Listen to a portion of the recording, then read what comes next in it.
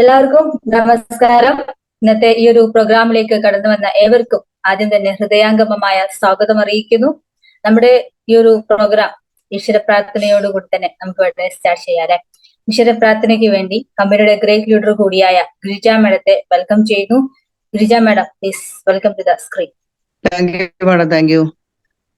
പ്രപഞ്ചമാകെ വെളിച്ചം വിതയ്ക്കും പ്രതിഭാസമേ, സർഗ പ്രതിഭാസമേ, പ്രണമിക്കുന്നു ഞങ്ങൾ.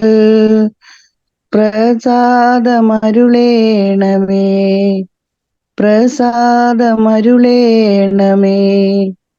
അക്ഷയദീപം കൊളുത്തി അത്ഭുത ലോകം വിടർത്തി, വിശ്വം മുഴുവൻ വീടായി മാറ്റും വിജ്ഞാനനിധി തേടുന്നു ഞങ്ങൾ, വിജ്ഞാനനിധി തേടുന്നു.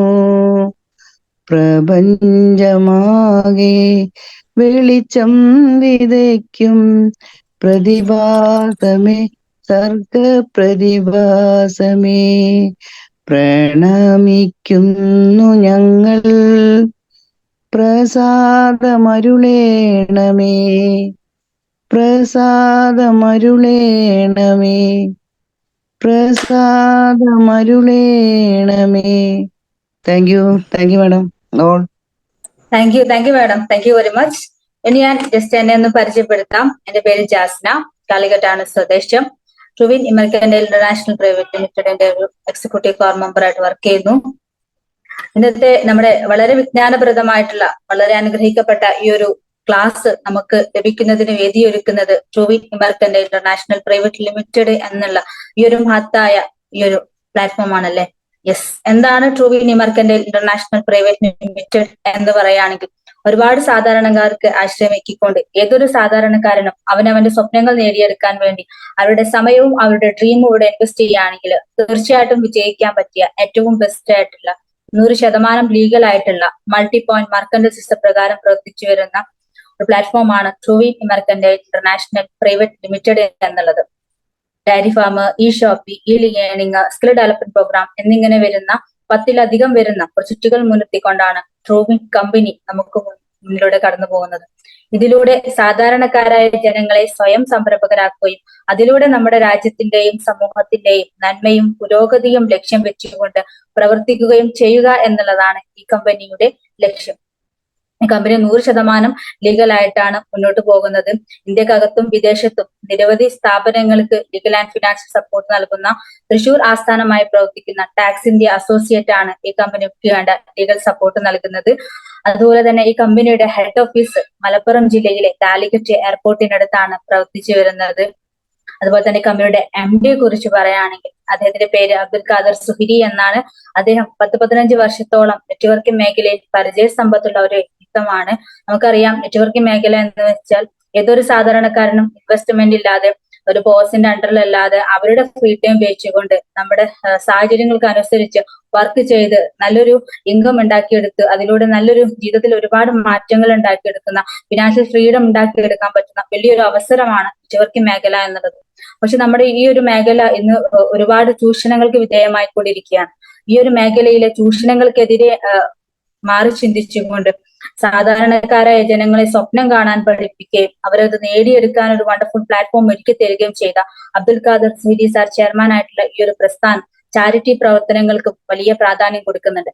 അതിന്റെ ഭാഗമായിക്കൊണ്ട് തന്നെ നിരവധി സ്ഥലങ്ങളിൽ ചാരിറ്റി പ്രവർത്തനങ്ങൾ ചെയ്തുകൊണ്ടും മുന്നേറിക്കൊണ്ടിരിക്കുന്ന ഈ ഒരു പ്രസ്ഥാനം ഇന്ന് ഇന്ത്യക്കകത്തും പുറത്തും ലക്ഷദ്വീപിലടക്കം വളർന്നുകൊണ്ടിരിക്കുകയാണ്. ഇന്ന് നമുക്ക് നമ്മുടെ ഈ ഒരു കമ്പനി മുന്നോട്ട് വെക്കുന്ന പ്രൊജക്ടുകളുടെ ഭാഗമായിക്കൊണ്ട് തന്നെ നമുക്ക് വളരെ വിജ്ഞാനപ്രദമായിട്ടുള്ള അനുഗ്രഹിക്കപ്പെട്ട ഈ ഒരു ക്ലാസ് എടുക്കുന്നതിന് വേണ്ടി നമുക്കിന്നിവിടെ ഈ ഒരു സൂമിൽ നമുക്ക് എത്തിയിട്ടുള്ളത് നമ്മുടെ പ്രിയങ്കരനായ എബി സാറാണ്. അദ്ദേഹത്തെ വളരെ സ്നേഹാദരവോടുകൂടി തന്നെ ക്ലാസ് എടുക്കുന്നതിന് വേണ്ടി നമുക്ക് എല്ലാവർക്കും വേണ്ടി സ്വാഗതം ചെയ്യുന്നു. Aby sir, please welcome to the screen. Thank you. എല്ലാവർക്കും നമസ്കാരം. എൻ്റെ പേര് എബി, കൊട്ടാരക്കരയാണ് വീട്. പുതിയൊരു വർഷത്തിലേക്ക് നമ്മൾ കടന്നിരിക്കുകയാണ്. പുതിയ വർഷം എല്ലാവർക്കും സന്തോഷത്തിന്റെയും സമാധാനത്തിന്റെയും വിജ്ഞാനത്തിന്റെയും അറിവിന്റെയൊക്കെ ഒരു വർഷമായിട്ട് മാറട്ടെ. അതിനായിട്ട് നമ്മൾ ഒത്തൊരുമിച്ച് പ്രവർത്തിക്കാം. പുതിയൊരു വർഷം നമ്മൾ കടന്നിരിക്കുമ്പോൾ തന്നെ തേനീച്ചകൾക്കും അത് സന്തോഷകരമായ നിമിഷങ്ങളാണ്. കാരണം തേനീച്ചകൾക്ക് സുലഭമായിട്ട് പ്രകൃതിയിൽ തേൻ കിട്ടുന്ന സമയമെന്ന് പറയുന്നത് ജനുവരി മുതലുള്ള മാസങ്ങളാണ്. ജനുവരി, ഫെബ്രുവരി, മാർച്ച്, ഏപ്രിൽ, മെയ് ഒരു പകുതിയോടെ തേനിന്റെ വരവങ്ങ് നിൽക്കും.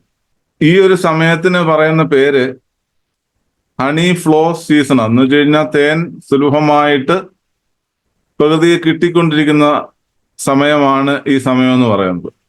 അങ്ങനെ പ്രകൃതിയിൽ നിന്ന് തേനീച്ചകൾക്ക് തേൻ ലഭിക്കുന്നു. അതിനോടൊപ്പം തന്നെ നമ്മൾ ആ തേനീച്ചകളെ കൂടുവെച്ച് വളർത്തുന്നു. ഏകദേശം ഒരു ഫെബ്രുവരി 15 ആകുമ്പോഴത്തേക്കും നമുക്ക് തേനീച്ച കൂടുകൾ ഉണ്ടെന്നുണ്ടെങ്കിൽ അതിലേക്ക് തേൻ വരാനായിട്ട് തുടങ്ങും. അതിന് മുന്നോടിയായിട്ടാണ് തേനീച്ച കൂട്ടിലുള്ള കുറെ അറിവുകൾ നമ്മൾ സമ്പാദിക്കുകയും അതിനോടൊപ്പം തന്നെ നമ്മളത് ചെയ്തു വരികയും ചെയ്യുമ്പോൾ നമുക്ക് തേനീച്ച വളർത്തലിന്റെ ക്ലാസ്സുകൾ കേൾക്കുന്നതിനോടൊപ്പം നമുക്കതിനെ ചെയ്ത് പരിശീലിച്ചു കഴിഞ്ഞാൽ നമുക്ക് ആ കൂട്ടിൽ നിന്നൊക്കെ ആദായകരമായിട്ട് തേൻ ലഭിക്കും. അപ്പൊ നമ്മൾ ഇന്ന് 5ാമത്തെ ക്ലാസ് ആണ്. ആദ്യത്തെ ക്ലാസ്സിൽ നമ്മൾ പലതരത്തിലുള്ള തേനീച്ചകളെ കുറിച്ച് പഠിച്ചു. 2ാമത്തെ ക്ലാസ്സിൽ വളർത്തുന്ന തേനീച്ചകളിൽ ഇന്ത്യൻ തേനീച്ചകൾ ഉള്ള അവരുടെ ഒരു കുടുംബം, തേനീച്ച കൂട്ടിലുള്ള അംഗങ്ങളെ കുറിച്ച് പഠിച്ചു. 3ാമത്തെ ക്ലാസ്സിൽ തേനീച്ച വളർത്തലിന് ആവശ്യമായിട്ടുള്ള ഉപകരണങ്ങൾ എന്തൊക്കെ വേണമെന്ന് നമ്മൾ ചിന്തിച്ചായിരുന്നു. കഴിഞ്ഞ ക്ലാസ്സിൽ 4ാമത്തെ ക്ലാസ്സിൽ തേനീച്ചകളുടെ ജീവിതചക്രം, ആ ഒരു വിഷയത്തെ കുറിച്ചാണ് നമ്മൾ പഠിച്ചത്. ഇന്ന് നമ്മൾ ചിന്തിക്കാൻ പോകുന്നത് തേനീച്ചകളുടെ ശരീരശാസ്ത്രമാണ്, ശരീരഘടന. നമ്മൾ കഴിഞ്ഞ ക്ലാസ്സിൽ ചിന്തിച്ചായിരുന്നു റാണി തേനീച്ച 2 തരത്തിലുള്ള മുട്ടകളാണ് ഇടുന്നത്.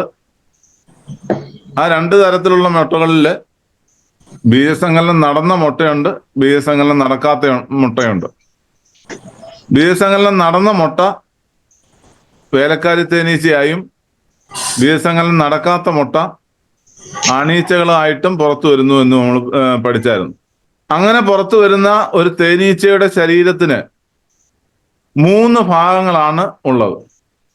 3 ഭാഗങ്ങൾ ഒരു തേനീച്ചയുടെ ശരീരത്തിനുണ്ട്.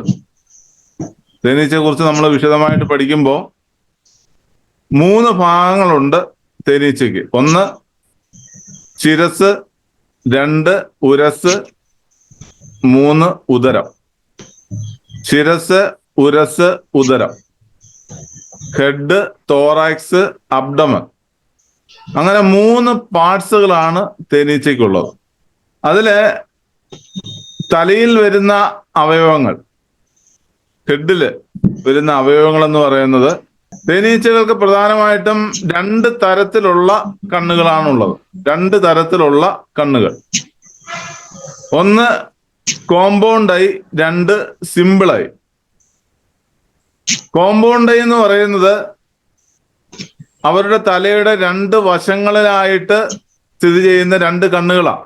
സിമ്പിൾ ഐ എന്ന് പറയുന്നത് അവരുടെ നെറ്റിയുടെ 2 കണ്ണുകളുടെയും സെന്ററിലായിട്ട്, നെറ്റിയുടെ ആ ഭാഗത്തായിട്ട് വരുന്ന 3 കണ്ണുകളാണ് സിമ്പിൾ ഐ എന്ന് പറയുന്നത്.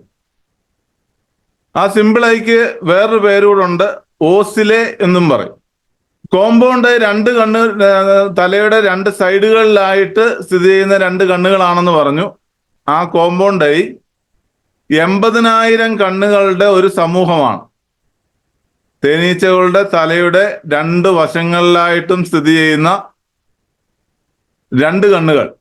ആ കണ്ണുകൾ, അതിനകത്ത് തന്നെ 80,000 കണ്ണുകളുടെ ഒരു സമൂഹമാണ് ഈ കോമ്പൗണ്ട് ഐ എന്ന് പറയുന്നത്. തലയുടെ നടുവിലായിട്ട് വരുന്ന 3 കണ്ണുകൾ, അതിനെ സിമ്പിൾ ഐ അല്ലെന്നുണ്ടെങ്കിൽ ഓസിലെ എന്ന് പറയും. ഈ 2 കണ്ണുകളും തമ്മിലുള്ള പ്രത്യേകത എന്ന് പറയുന്നത് ഈ 80,000 കണ്ണുകൾ കാണുന്ന ദൃശ്യങ്ങളെ കറക്റ്റ് വിഷനാക്കി കൊടുക്കുക എന്നുള്ളതാണ്. നേരായിട്ടുള്ള കാഴ്ച അവർക്ക് സാധ്യമാക്കി കൊടുക്കുക എന്നുള്ളതാണ് ഈ സിമ്പിൾ ഐയുടെ ധർമ്മം. നമ്മുടെ വിഷൻ എന്ന് പറയുന്നത് ഫ്രണ്ട് വ്യൂ മാത്രമാണ് കറക്റ്റായിട്ട് നമുക്ക് കാണാൻ പറ്റുന്നത്, ഫ്രണ്ട് വ്യൂ.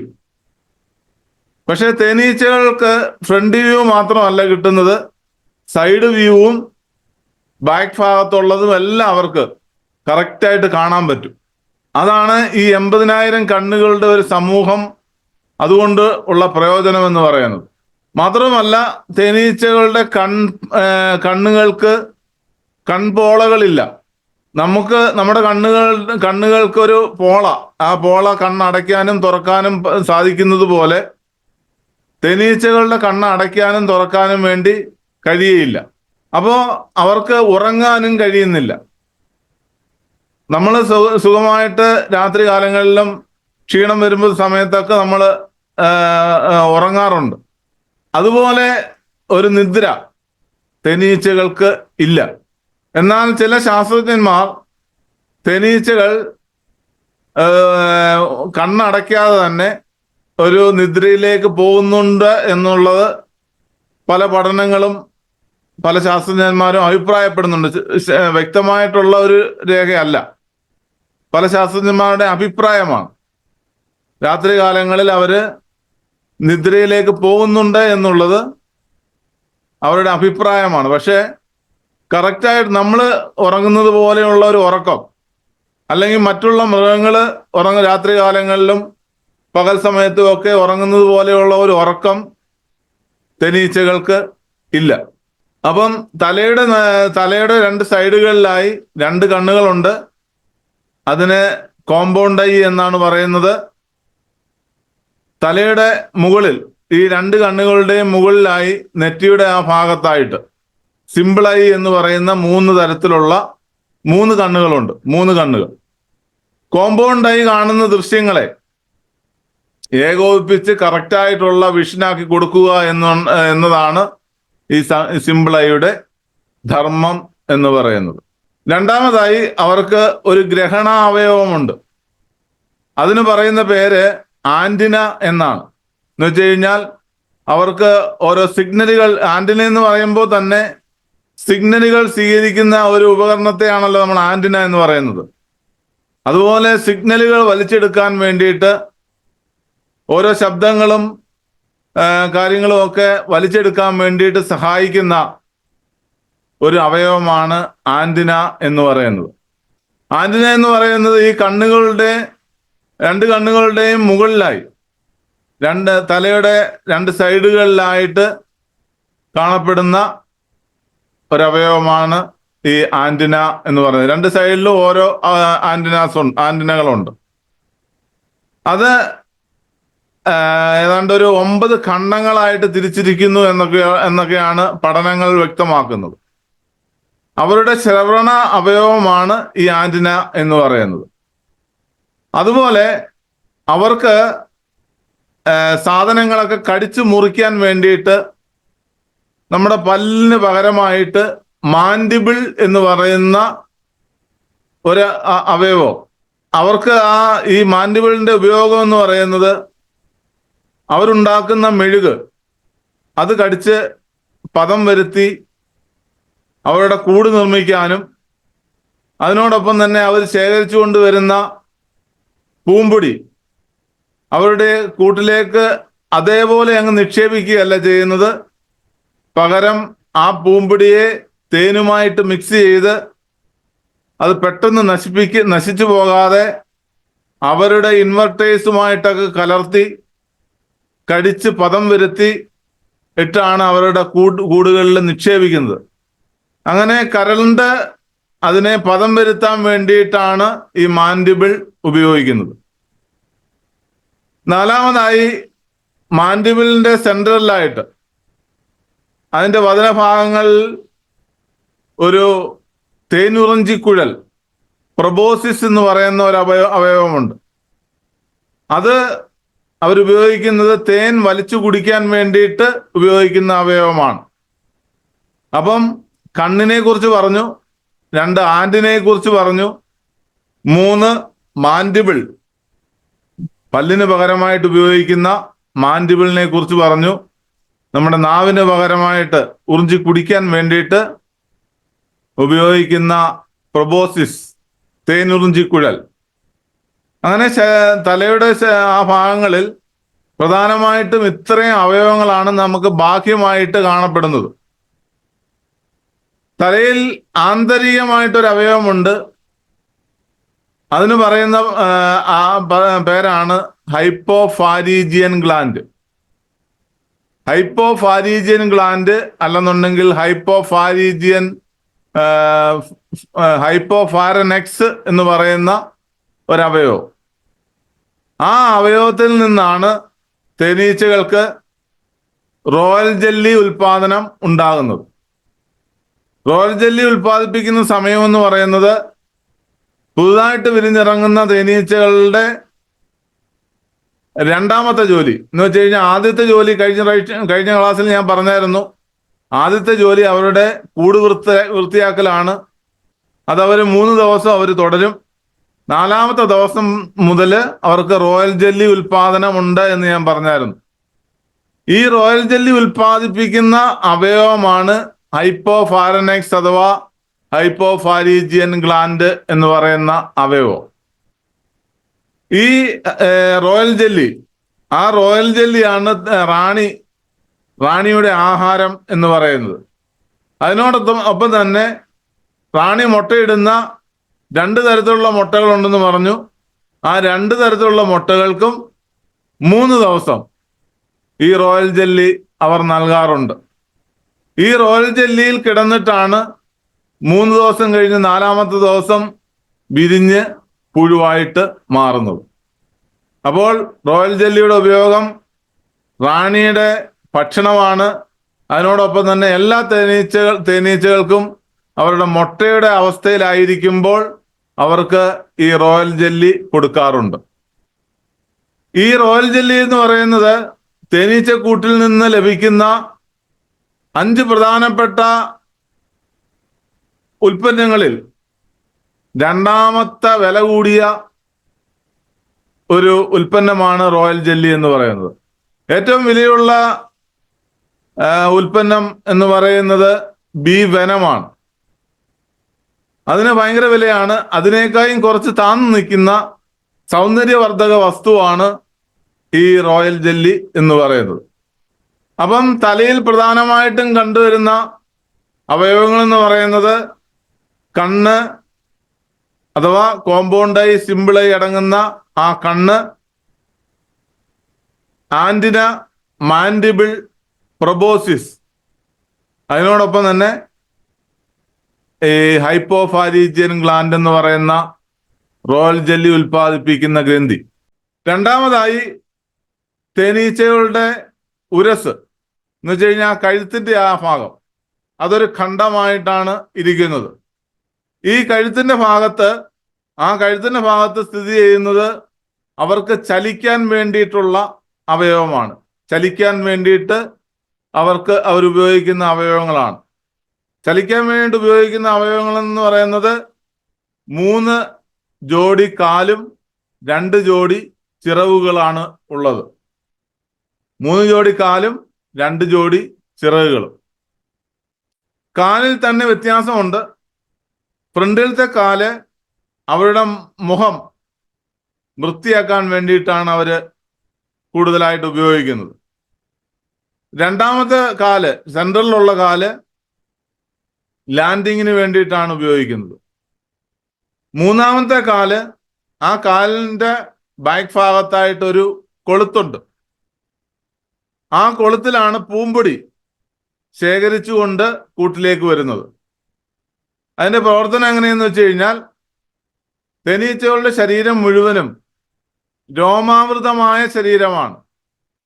ആ രോമാവൃതമായ ശരീരത്തിൽ തേനീച്ചകൾ തേൻ കുടിക്കാൻ വേണ്ടിയിട്ട് ഒരു പൂവിലേക്ക് ഇറങ്ങിച്ചെല്ലുമ്പോൾ അതിൻ്റെ ആൺബീജങ്ങളായ പൂമ്പൊടി ഈ തേനീച്ചകളുടെ ശരീരത്തിൽ ആ രോമാവൃതമായ ശരീരത്തിൽ പറ്റിപ്പിടിക്കുകയും ആ പറ്റിപ്പിടിച്ചിരിക്കുന്ന പൂമ്പൊടി അതിൻ്റെ ഫ്രണ്ട് കാലുകൊണ്ട് അവർ തുടച്ച് വൃത്തിയാക്കി ആ ഫ്രണ്ട് കാലുകൊണ്ട് അവർ ആ പൂമ്പൊടി ശേഖരിച്ച് പൊള്ളൻ ബാസ്ക്കറ്റ് എന്ന് പറയുന്ന ബൈക്കിലെ കാലിലെ ആ കൊളുത്തിലേക്ക് നിക്ഷേപിക്കുന്നു.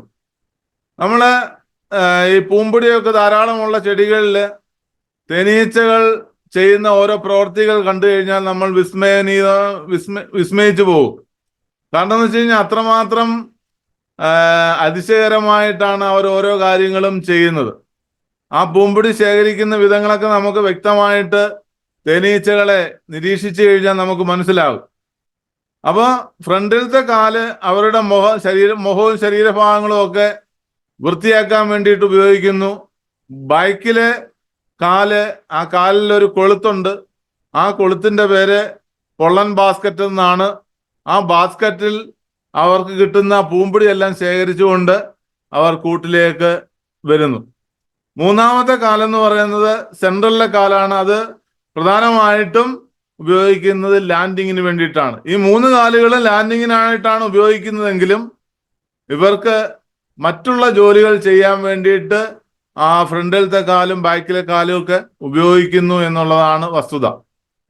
അതിനോടൊപ്പം തന്നെ 2 ജോഡി ചിറകുകളുണ്ട്. 2 ജോഡി ചിറകുകൾ അവർക്ക് പറക്കുവാൻ വേണ്ടിയിട്ടും നടന്ന് സഞ്ചരിക്കാൻ വേണ്ടിയിട്ടും എന്ന് വെച്ച് കഴിഞ്ഞാൽ എഴിഞ്ഞു നീങ്ങി അടകളിലൊക്കെ വർക്ക് ചെയ്യാൻ വേണ്ടിയിട്ടും ഒക്കെ ഈ ചിറക് ആവശ്യമാണ്. പറക്കാൻ അവർക്ക് ചിറക് ആവശ്യമാണ്. അതിനോടൊപ്പം തന്നെ അവർ ശേഖരിച്ചു കൊണ്ടുവരുന്ന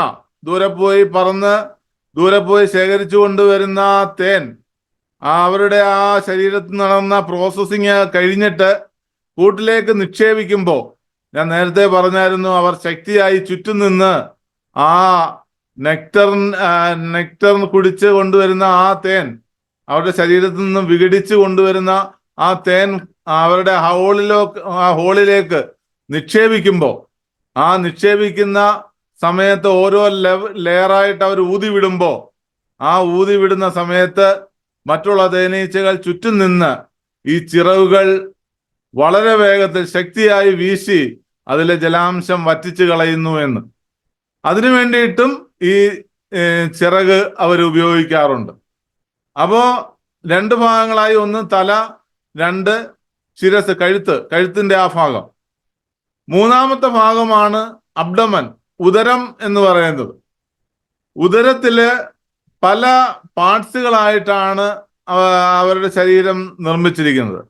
ആ പാർട്സ് ഏതാണ്ട് ഒരു 6 പാർട്സുകളായിട്ടാണ് നമുക്ക് കാണാൻ സാധിക്കുന്നത്. ആ 6 പാർട്സിലും സ്പൈറക്കിൾ എന്ന് പറയുന്ന ദ്വാരങ്ങളുണ്ട്.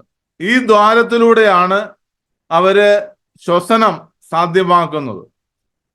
ആ ശ്വസിക്കുന്ന വായു എന്ന് പറയുന്നത് ഓക്സിജനാണ്. പുറത്തേക്ക് വിടുന്നത് കാർബൺ ഡൈ ഓക്സൈഡ് തന്നെയാണ്.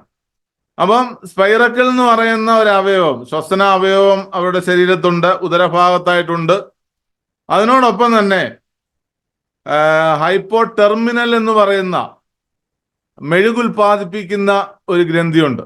ഹൈപ്പോ ടെർമിനൽ ഗ്ലാൻഡ് എന്ന് പറയുന്ന മെഴുകുൽപാദനം നടത്തുന്ന ഒരു ഗ്രന്ഥിയുണ്ട്. ഈ ഗ്രന്ഥിയിൽ നിന്നും മെഴുകുൽപാദിപ്പിക്കുന്ന സമയം എന്ന് പറയുന്നത് 14 മുതൽ 18 ദിവസം വരെ പ്രായമായ തേനീച്ചകൾക്കാണ് ഈ മെഴുകുൽപാദനം സാധ്യമാകുന്നത്.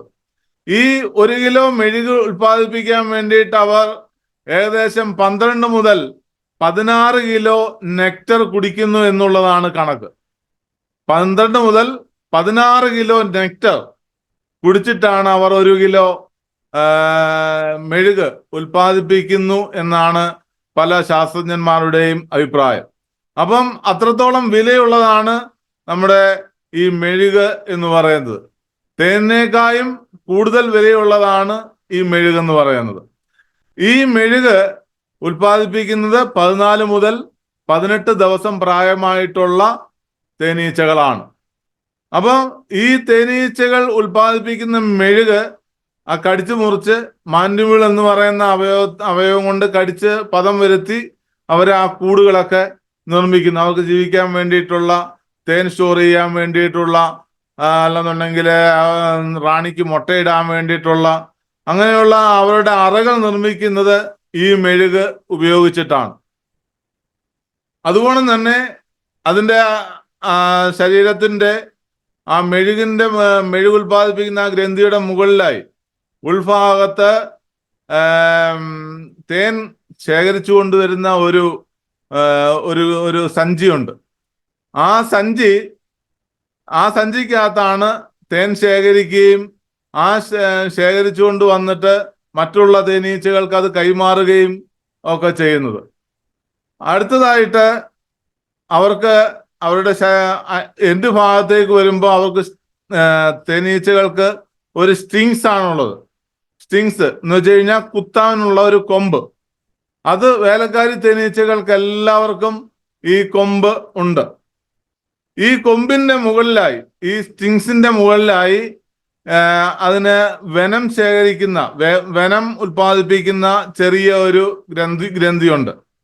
ആ ഗ്രന്ഥി പൊട്ടുമ്പോഴാണ് നമുക്ക് ആ ഗ്രന്ഥിയിൽ നിന്നാണ് ഈ അവരുടെ ആ സൂചിയിലൂടെ നമ്മുടെ ശരീരത്തേക്ക് നമ്മളെ കുത്തുമ്പോൾ അവരുടെ വെനം നമ്മുടെ ശരീരത്തേക്ക് പ്രവേശിക്കുന്നത്. പക്ഷേ തേനീച്ചകൾ നമ്മുടെ ശരീരത്തെ കുത്തുമ്പോൾ ആ തേനീച്ചയുടെ കൊമ്പില് നമ്മുടെ ചൂണ്ട പോലുള്ള ഒരു കൊളുത്ത് അവരുടെ ആ കൊമ്പിലുണ്ട്. ആ കൊമ്പിൽ ആ ചൂണ്ട പോലുള്ള ഒരു കൊളുത്തുണ്ടായത് കൊണ്ട് നമ്മുടെ ശരീരത്തേക്ക് ഈ സ്റ്റിങ്സ് ഉപയോഗിച്ച് അവർ കുത്തുമ്പോൾ ആ കുത്തുന്ന ആ സമയത്ത് ആ കൊമ്പ് നമ്മുടെ ശരീരത്ത് ഉടക്കുകയും ആ വിഷത്തിന്റെ ആ സഞ്ചി പൊട്ടുകയും അതിനകത്തുള്ള സ്മെല്ല് പുറപ്പെടുവിക്കുകയും ചെയ്യും. ആ സ്മെല്ല് കേട്ടിട്ട് മറ്റുള്ള തേനീച്ചകളും നമ്മളെ ആക്രമിക്കാൻ ഇടയുണ്ട്. അതുകൊണ്ട് നമ്മൾ തേനീച്ചകളെ കൈകാര്യം ചെയ്യുമ്പോൾ ഏതെങ്കിലും തേനീച്ച വന്ന് നമ്മളെ ആക്രമിക്കുകയാണെങ്കിൽ ആ ആക്രമിക്കുന്ന സമയത്ത് ഒരു സ്മെല്ല് പുറപ്പെടുകയും അത് നമ്മൾ തിരിച്ചറിഞ്ഞുകൊണ്ട് ആ സ്മെല്ല് കൊണ്ട് നമ്മൾ വീണ്ടും കൂട്ടിലേക്ക് പോകാതെ ആ സ്മെല്ല് മാറ്റിയിട്ട്, അല്ലെന്ന് എന്തെങ്കിലും പച്ചിലയോ അല്ലെന്നുണ്ടെങ്കിൽ ഏതെങ്കിലും കുറച്ച് വെള്ളം എടുത്ത് കഴുകിയോ ഒക്കെ ചെയ്തിട്ട് വേണം നമ്മൾ വീണ്ടും തേനീച്ച കൂട്ടിലേക്ക് ചെന്നിട്ട് കൈകാര്യം ചെയ്യാം. അല്ലാതെ ഈ വിഷത്തിന്റെ സ്മെല്ല്, ആ സ്മെല്ല് കൊണ്ട് നമ്മൾ വീണ്ടും ആ കൂട്ടിലേക്ക് ചെന്ന് കഴിഞ്ഞാൽ മറ്റുള്ള തേനീച്ചകളും നമ്മളെ ആക്രമിക്കുന്നതായിട്ട് കാണാം. അതുകൊണ്ട് ആ സ്മെല്ല് നമ്മുടെ ശരീരത്തിൽ തട്ടിക്കഴിഞ്ഞാൽ ആ സ്മെല്ല് കൊണ്ട് നമ്മൾ തിരിച്ച് വീണ്ടും ആ കൂട്ടിലേക്ക് പോകാതെ ആ സ്മെല്ല് മാറ്റിയിട്ട് വേണം നമ്മൾ ആ കൂട് കൈകാര്യം ചെയ്യാൻ വീണ്ടും പോകാൻ. അതിനു മുകളിലായിട്ട് ഈ വിഷസഞ്ചിയുടെ മുകളിലായിട്ട് അവരുടെ കുടലിന്റെ ആ ദഹനത്തിന്റെ ആ ഒരു അവയവങ്ങളാണ്, കുടല് ഭാഗങ്ങളാണ്. ആ കുടൽ ഉൾപ്പെടെയാണ് നമ്മളെ തേനീച്ച കുത്തുമ്പോൾ പറഞ്ഞു വരുന്നത്. അങ്ങനെ പറഞ്ഞു വരുന്നത് കൊണ്ട് കുടൽ ഉൾപ്പെടെ വിഷസഞ്ചി പൊട്ടി ആ സ്റ്റിങ്സ് പറഞ്ഞു പോകുമ്പോൾ നമ്മളെ കുത്തുന്ന തേനീച്ച അതോടെ അവരുടെ ജീവിതം അവസാനിക്കുക ചെയ്യുന്നത്. അതുകൊണ്ട് നമ്മളെ തേനീച്ചകളുടെ കുത്ത് വളരെ ഏൽക്കാതെ വളരെ സാവധാനത്തിൽ നമ്മൾ കൂടുതൽ കൈകാര്യം ചെയ്യുമ്പോഴാണ് കൂടുതൽ ആക്രമണം നമുക്ക് ഉണ്ടാകാതിരിക്കുന്നത്. നമുക്ക് ഒരു തേനീച്ചയോ 2 തേനീച്ചയോ 10 തേനീച്ചയോ കുത്തി കഴിഞ്ഞാൽ ആദ്യത്തെ സമയത്തൊക്കെ നമ്മുടെ കയ്യിലൊക്കെ നീരടിക്കും എന്നുള്ളതേ ഉള്ളൂ. അത് നമ്മുടെ ശരീരത്തിൽ ഒരു പ്രതിരോധ മരുന്നായിട്ട് അത് പ്രവർത്തിക്കും എന്നുള്ളതാണ് വസ്തുത. ഈ സന്ധിവാതങ്ങളൊക്കെ ഉള്ള ആൾക്കാർക്ക് ഈ തേനീച്ചകളുടെ കുത്തേൽക്കുന്നത് വളരെ നല്ലതാണ്. അതിന്റെ ഒരു പ്രവർത്തനം എന്ന് പറയുന്നത് തേനീച്ചകളുടെ കുത്തേക്കുമ്പോൾ ആ കുത്തേക്കുന്ന ആ ഭാഗത്തേക്ക് നമ്മുടെ ശരീരത്തുള്ള രക്തം ഓടി വരികയും അവിടെ രക്തയോട്ടം ഉണ്ടാവുകയും ചെയ്യും. നമ്മുടെ ശരീരത്തിൽ ആ വാദത്തിന്റെ ആ ഭാഗത്ത് വലുതായിട്ട് രക്തയോട്ടം ഇല്ലാത്തത് കൊണ്ടാണ് നമുക്ക് കൈ പൊക്കാനും കാല് കഴപ്പും അതൊക്കെ ഉണ്ടാകുന്നത്. പക്ഷേ തേനീച്ചകളുടെ കുത്ത് ആ ഭാഗങ്ങളിൽ ഏൽക്കുമ്പോൾ ആ ഏൽക്കുന്ന സമയത്ത് ആ കുത്തിന്റെ വേദന കൊണ്ട് നമ്മുടെ ശരീരത്തിൽ നിന്ന് ആ രക്തം ആ ഭാഗത്തേക്ക് പ്രവഹിക്കുകയും ആ പ്രവഹിക്കുന്നത് മൂലം നമുക്ക് നമ്മുടെ ആ വാതരോഗങ്ങളൊക്കെ ഉണ്ടെന്നുണ്ടെങ്കിൽ മാറാനുള്ള ചാൻസ് ഉണ്ട്. മാത്രമല്ല അതിന്റെ ആ വെനം നമ്മുടെ ശരീരത്തേക്ക് ചെന്ന് കഴിഞ്ഞാൽ ഒരു പ്രതിരോധ മരുന്നായിട്ടും പ്രവർത്തിക്കുന്നുണ്ട്. അപ്പോ അതിന്റെ ഉദരഭാഗത്തായിട്ട് നമ്മള് തേൻ നിറച്ചു കൊണ്ടുവന്നിരിക്കുന്ന ഗ്ലിസാഡ് എന്ന് പറയുന്ന ഒരു സഞ്ചിയെ നമ്മൾ പരിചയപ്പെട്ടു. എന്ന് വെച്ച് കഴിഞ്ഞാൽ തേൻ ശേഖരിച്ചുകൊണ്ടിരുന്ന തേനറയല്ല, തേൻ ശേഖരിച്ചുകൊണ്ടുവരുന്ന ഒരു തേൻ കുടം എന്ന് പറയും. ഗ്ലിസാഡ് എന്നാണ് അതിന് പറയുന്നത്. അതിനോടൊപ്പം തന്നെ ഹൈപ്പോ ടെർമിനൽ എന്ന് പറയുന്ന ഒരു മെഴുകുൽപാദിപ്പിക്കുന്ന ഒരു ഗ്രന്ഥിയുണ്ട്. സ്പൈറക്കിൾ എന്ന് പറയുന്ന ശ്വസന അവയവമുണ്ട്. അതിനകത്തൊരു സ്റ്റിങ്സ് ഉണ്ട്, അവസാന ഭാഗത്തായിട്ട് ഒരു സ്റ്റിങ്സ് ഉണ്ട്. അതിന് മുകളിലായിട്ട് സ്റ്റിങ്സിന്റെ മുകളിലായിട്ട് ഒരു വിഷഗ്രന്ഥിയുണ്ട്. അതിന് മുകളിലായിട്ടാണ് കുടല് ഭാഗങ്ങളുള്ളത്. പിന്നെ ഒരു വിസർജന അവയവം, മാൽഫീജിയൻ ട്യൂബ് എന്ന് പറയുന്ന ഒരു വിസർജന അവയവവും കൂടെ ഉണ്ട്. ഇതാണ് തേനീച്ചയുടെ ശരീരത്തുള്ള, അതിന്റെ ഉദരഭാഗത്തുള്ള അവയവങ്ങൾ എന്ന് പറയുന്നത്. എന്നാൽ റാണി തേനീച്ചയിലും വേലക്കാരി തേനീച്ചകളിലും ഉദരഭാഗത്തുള്ള ഈ സ്റ്റിങ്സ് ഇല്ല. ആ സ്റ്റിങ്സിന് പകരമായിട്ട് റാണി തേനീച്ചകൾക്ക് ഉള്ളത് ഒവിപോസിസ്റ്റർ എന്ന് പറയുന്ന മുട്ടയിടാനുള്ള ഒരു അവയവമാണ്.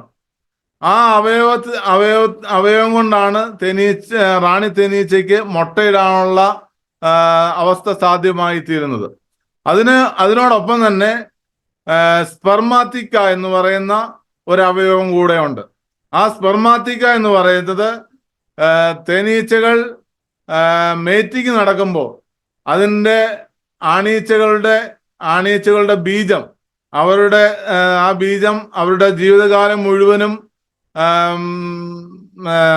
ബീജസങ്കലനം നടന്ന മുട്ടയിടാൻ വേണ്ടിയിട്ട് ശേഖരിച്ചു വെക്കുന്ന അറകളാണ്. ഒരു 5-6 അറകളായിട്ടാണ് ആ ഒരു സഞ്ചി ഉള്ളത്, സ്പെർമാത്തിക്ക എന്ന് പറയുന്നത്. ആ സ്പെർമാത്തിക്ക എന്ന് പറയുന്ന അവയവവും ഈ ഒവിപോസിസ്റ്റർ എന്ന് പറയുന്ന അവയവവും ഈ വേലക്കാരി തേനീച്ചകൾക്കില്ല. രണ്ടും ഒരേ മുട്ടകളിൽ നിന്നാണ് റാണിയും വേലക്കാരി തേനീച്ചകളും ഉൽപ്പാദിക്കുന്നതെങ്കിലും ഈ 2 അവയവങ്ങൾ വേലക്കാരി തേനീച്ചകൾക്കില്ല. എന്ന് വെച്ച് കഴിഞ്ഞാൽ സ്പെർമാത്തിക്കയും ഇല്ല, ഒവിപോസിസ്റ്റർ എന്ന് പറയുന്ന ആ അവയവമില്ല. അതിന് പകരമായിട്ട് വേലക്കാരി തേനീച്ചകളുടെ ശരീരത്ത് ആ ഭാഗത്തുള്ളത് സ്റ്റിങ്സും വിഷഗ്രന്ഥിയുമാണുള്ളത്. അതേ സ്ഥാനത്ത് ആണീച്ചകളുടെ അതേ സ്ഥാനത്ത് വരുന്നത് അവരുടെ ജനനേന്ദ്രിയമാണ്. ആ സ്റ്റിങ്സിന്റെ ആ ഭാഗത്തായിട്ട് വരുന്നത് അവരുടെ ജനനേന്ദ്രിയമാണ്. ഇത്രയുമാണ് അവരുടെ ശരീരത്തിന്റെ ഒത്തുള്ള ശരീരഘടന എന്ന് പറയുന്നത്. അപ്പോ തേനീച്ചകൾക്ക് 3 ഖണ്ഡങ്ങൾ ഉണ്ടെന്ന് പറഞ്ഞു. ആ ഖണ്ഡങ്ങൾ ശിരസ്, ഉരസ്, ഉദരം, അങ്ങനെ 3 ഖണ്ഡങ്ങളായിട്ടാണ് നമ്മൾ കാണപ്പെടുന്നത്. അത് നമുക്ക് തേനീച്ച പരിശോധിക്കുമ്പോൾ നമുക്ക് വ്യക്തമായിട്ട് മനസ്സിലാവും. അപ്പോ ആ ശിരസില് 2 ജോഡി കണ്ണുകൾ, 2 തരത്തിലുള്ള കണ്ണുകൾ. ആ 2 തരത്തിലുള്ള കണ്ണുകൾ, ഒന്ന് കോമ്പൗണ്ട് ഐ, 2 സിമ്പിൾ ഐ. ആ കോമ്പൗണ്ട് ഐ കാണുന്ന ദൃശ്യങ്ങളെ ഏകോപിപ്പിച്ചു കൊടുക്കുക എന്നുള്ളതാണ് സിമ്പിൾ ഐയുടെ ധർമ്മം. പിന്നെ കോമ്പൗണ്ട് ഐയുടെ മുകളിലായി 2 ആന്റിനയുണ്ട്. അതുപോലെ തന്നെ അവരുടെ അടകളൊക്കെ കടിച്ചു മുറിക്കാനും പൂമ്പൊടിയൊക്കെ കടിച്ച് ചവച്ച് പദം വരുത്താനും ഒക്കെ ഉപയോഗിക്കുന്ന ഒരു മാൻഡിബിൾ ഉണ്ട്. അവർക്ക് തേൻ വലിച്ചു കുടിക്കാൻ വേണ്ടിയിട്ടുള്ള ഒരു പ്രൊബോസിസ് എന്ന് പറയുന്ന ഒരു അവയവമുണ്ട്. അങ്ങനെ പ്രധാനമായിട്ടും തലയുടെ ഭാഗത്തായിട്ട് കാണപ്പെടുന്ന അവയവങ്ങൾക്ക് പുറമെ ഹൈപ്പോഫാരീജിയൻ ഗ്ലാൻഡ് എന്ന് പറയുന്ന റോയൽ ജെല്ലി ഉൽപ്പാദിപ്പിക്കുന്ന ഒരു ഗ്രന്ഥി കൂടിയുണ്ട്. അതിന്റെ ഉരസിലേക്ക് വരുമ്പോൾ, അതിന്റെ ആ കഴുത്തിന്റെ ആ ഭാഗത്തേക്ക് വരുമ്പോൾ, നെക്കിന്റെ ആ ഭാഗത്തേക്ക് വരുമ്പോൾ ചലിക്കാനുള്ള 2 അവയവങ്ങളാണ്. ഒന്ന് കാലും 2 ചിറകും. 3 ജോഡി കാലും 2 ജോഡി ചിറകുകളാണ് ഉള്ളത്. ആ കാലുകളിൽ ഒന്നിനകത്ത് പൂമ്പൊടി ശേഖരിക്കുന്ന പൊള്ളൻ ബാസ്ക്കറ്റ് ഉണ്ട്. അവരുടെ ശരീരം മുഴുവനും രോമാവൃതമായിട്ടിരിക്കുന്നു. 3ാമത്തെ ഖണ്ഡം എന്ന് പറയുന്നത് ഉദരഭാഗമാണ്. ഉദരഭാഗത്ത് ഹൈപ്പോ ടെർമിനൽ ഗ്രന്ഥി എന്ന് പറയുന്ന മെഴുകുൽപാദിപ്പിക്കുന്ന ഗ്രന്ഥിയുണ്ട്. ഗ്ലിസാഡ് എന്ന് പറയുന്ന തേൻ ശേഖരിച്ചു കൊണ്ടുവരുന്ന ആ ഒരു തേൻ കുടമുണ്ട്. അതിനോടൊപ്പം തന്നെ സ്പൈറക്കിൾ എന്ന് പറയുന്ന അവരുടെ ശ്വസന അവയവമുണ്ട്. അതിനോടൊപ്പം തന്നെ സ്റ്റിങ്സ് ഉണ്ട്. സ്റ്റിങ്സ് അതിന് മുകളിലായിട്ട് വെനം ശേഖരിച്ചിരിക്കുന്ന ഒരു ഗ്രന്ഥിയുണ്ട്. അതിനോടൊപ്പം തന്നെ കുടലുമായിട്ട് ബന്ധപ്പെട്ടിരിക്കുന്നു. അത് റാണിയിലേക്ക് വരുമ്പോൾ ഒവിപ്പോസിസ്റ്റർ എന്ന് പറയുന്നതും സ്പെർമാത്തിക്ക എന്ന് പറയുന്ന രണ്ട് അവയവമായിട്ട് അത് പരിണമിക്കുന്നു. ആണീച്ചകളിൽ അത് ജനനേന്ദ്രിയമായിട്ട് പ്രവർത്തിക്കുന്നു. ആണീച്ചകൾക്ക് ഈ തേനൂർഞ്ചിക്കുഴൽ പൂർണ്ണ വളർച്ച പ്രാപിക്കുന്നില്ല. തേനൂർഞ്ചിക്കുഴൽ ആണീച്ചകൾക്ക് പൂർണ്ണ വളർച്ച പ്രാപിക്കുന്നില്ല. അതുകൊണ്ട് ഈ ആണീച്ചകളെ പരിചരിക്കാൻ വേണ്ടി രണ്ട് തേനീച്ചകൾ അവരോടൊപ്പം സഞ്ചരിക്കേണ്ടതായിട്ടുണ്ട്, അവർക്ക് ഭക്ഷണം കൊടുക്കാൻ വേണ്ടിയിട്ട്. അതുകൊണ്ടാണ് ആണീച്ചകളെ മടിയന്മാർ എന്ന് വിളിക്കുന്നത്. കാരണം എന്ന് വെച്ച് കഴിഞ്ഞാൽ അവർക്ക് അവരുടെ സ്വന്തമായിട്ട് കഴിക്കാനുള്ള അവയവം പൂർണ്ണ വളർച്ച പ്രാപിക്കുന്നില്ല. അപ്പം പൂർണ്ണ വളർച്ച പ്രാപിക്കുന്ന അവയവമാണ് ഒവിപ്പോസിസ്റ്ററും സ്പെർമാത്തിക്ക എന്ന് പറയുന്ന അവയവവും, അതിനോടൊപ്പം തന്നെ ആണീച്ചകളിൽ ജനനേന്ദ്രിയവും. ആ ഭാഗത്ത് വേലക്കാരി തേനീച്ചകൾക്ക് വരുന്നത് സ്റ്റിങ്സ് ആണ്. അപ്പം ഏതാണ്ട് 9:51 ഈ ഒരു വിഷയത്തെക്കുറിച്ച് എന്തെങ്കിലുമൊക്കെ സംശയം ഉണ്ടെന്നുണ്ടെങ്കിൽ നമുക്ക് ചോദിച്ചുകൊണ്ട് നമുക്ക് ഇന്നത്തെ ക്ലാസ് അവസാനിപ്പിക്കാം. എന്തെങ്കിലും സംശയങ്ങൾ ഉണ്ടെന്നുണ്ടെങ്കിൽ എഴുതി ചോദിക്കുകയോ വോയിസ് ആയിട്ട് ചോദിക്കുകയോ ചെയ്യാം. ആർക്കെങ്കിലും എന്തെങ്കിലും സംശയങ്ങൾ ഉണ്ടെങ്കിൽ അത് വെക്കാൻ കൂടിയുള്ള അവസരമാണ്. എന്തായാലും ഇന്നത്തെ ക്ലാസ്സിൽ നമുക്ക് തേനീച്ചയുടെ ശരീരഘടനയെ കുറിച്ചും മറ്റും വളരെ വ്യക്തമായിട്ട് വിവരിച്ചു തന്ന നമ്മുടെ അഭിസാറിനോടും അതുപോലെ ഈ ഒരു പ്രോഗ്രാമിൽ നിങ്ങളുടെ വിലപ്പെട്ട സമയം മാറ്റിവെച്ച് പങ്കെടുത്ത എല്ലാവരോടും ടീം പാന്തേഴ്സിന്റെ പേരിലും ട്രൂവിൻ ഇമർക്കൻഡൽ ഇന്റർനാഷണൽ പ്രൈവറ്റ് ലിമിറ്റഡിന്റെ പേരിലും നന്ദി പറഞ്ഞുകൊണ്ട് ഈ ഒരു പ്രോഗ്രാം ഇവിടെ വൈൻഡപ്പ് ചെയ്യുന്നു. Thank you all. ജയ് ട്രൂവിൻ, ജയ് Panthers. Thank you, sir. Thank you. Thank U.